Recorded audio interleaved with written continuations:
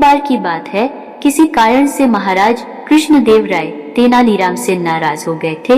वे उनसे इतना नाराज हो गए थे कि उन्होंने कहा, पंडित तेनालीरामा, अब आप हमें अपनी शक्ल नहीं दिखाएंगे और अगर आपने हमारे आदेश का पालन नहीं किया तो हम आपको कोड़े मारने का आदेश देंगे। महाराज की यह बात सुनकर तेनालीराम वहां से चुपचाप चले गए।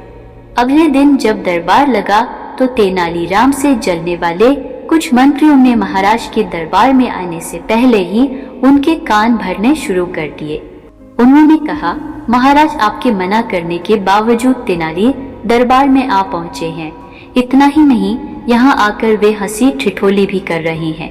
यह तो आपके आदेश की अवहेलना है, उन्हें इसकी सजा मिलनी ही चाहिए। यह सुनकर महाराज आग बबूला हो गए और अपनी गति दोगुनी करके दरबार की ओर बढ़ने लगे। वो जैसे ही दरबार में पहुंचे, उन्होंने देखा कि तेनालीराम अपने मुंह पर एक मटका पहने दरबार में खड़े हैं।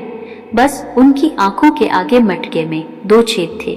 उनकी इस हरकत को देखकर महाराज कृष्णदेव राय ने गुस्से में उनसे कहा, पंडित तेनालीराम, हमने आपसे कहा था कि आप हमें अपनी शक्ल नहीं दिखाएंगे, फिर ऐसा क्या हुआ कि आपने हमारे आदेश का पालन नहीं किया। महाराज की बात पर तेनालीराम ने कहा, महाराज, मैंने आपको मेरी शक्ल कहाँ दिखाई? चेहरे पर तो मैंने ये गोल मटका पहना हुआ है।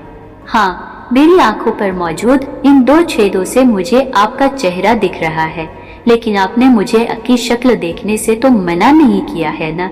तेनालीराम की यह बात सुनकर महाराज कृष्णदेव राय की हंसी छूट गई और वो ठहाका मारकर हंस पड़े। उन्होंने कहा, पंडित तेनाली, आपकी बुद्धि के आगे हमारा गुस्सा करना मुमकिन ही नहीं है। अब इस मटके को उतारें और अपनी जगह पर बैठ जाएं। कहानी से सीख, इस कहानी से यह सीख मिलती है कि परिस्थिति चाहे जैसी हो, उसे अपने पक्ष में किया जा सकता है। बस इसके लिए दिमाग से काम लेने की जरूरत है।